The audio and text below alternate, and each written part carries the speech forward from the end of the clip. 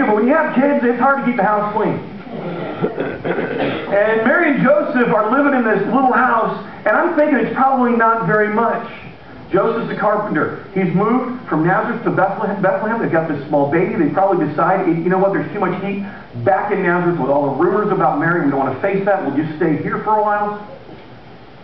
He's got to start up his business or get a job. They don't have a lot of money. They've got this small little house with a mud floor, not a whole lot. Plus they got a baby. Mary's maybe hopefully getting some sleep at this point. The life's a little on edge. If you got small children or have had them recently, you understand what I'm talking about. Got a 1-year-old destroying the house. And suddenly there's a knock on the door and the sound of camels outside, you know. And they walk out, and here's these guys that are decked out in robes, looking pretty sharp, that are standing in front of their camels, and their servants holding the camels. And we've always assumed there were 3 wise men. There's no evidence, again, in the Bible that it was 3 wise men. That's tradition. There were 3 gifts: gold, frankincense, and myrrh. It doesn't mean that there were 3 of them. It could have been 20 of them.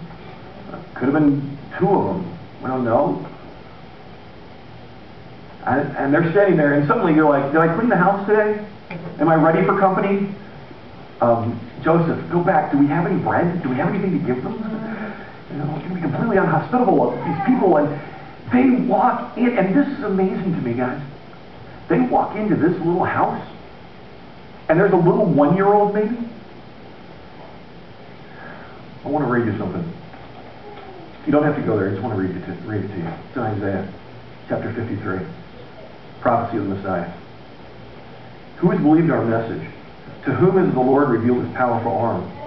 It's talking about Jesus. My servant grew up in the Lord's presence like a tender green shoot, like a root in dry ground.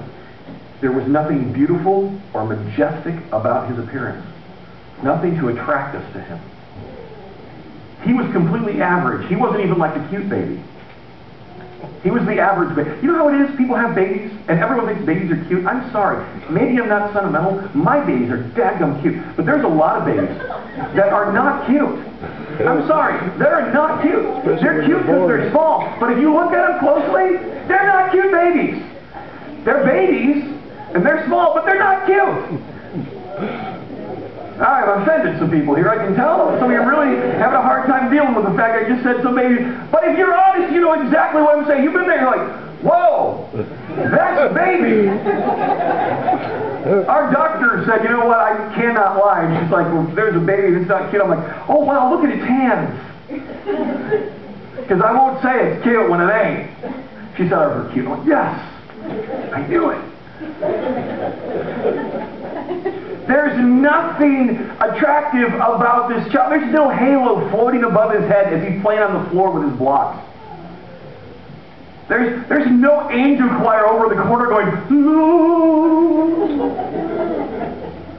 There's nothing except this little baby in a diaper. And it wasn't Pampers. And they fall down and they worship him. Why? Because he was God. Okay? This isn't rocket science. This isn't deep anything. It's simply because he was God, they fell down and worshiped him. They brought gifts because he was God. He was a baby who could do nothing for them. He was simply God, and they gave him the gift. And they left.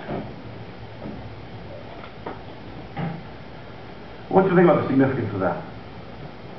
In Western culture, we have made God into, as I've said before, Super Oprah.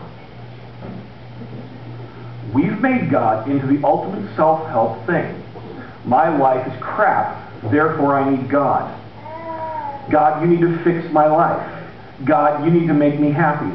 God, you need to take care of this. God, I'm following God because he's going to do this. This is very, very elementary in your walk with God. They worshiped God simply because he was God. I fear many of us in North America, and perhaps even in our spiritual family, are stuck in our relationship with God because we've come up face to face with God, and He is not yet fulfilling our plans in the way we want them to happen. We're fighting with issues and stuff in our lives, and God isn't fixing them, and we have fallen short. Our expectations have fallen short of what God is supposed to do, and we're a little bit angry because we've been told a promise that said God is the number one fix-it man, and He's going to make your life happy.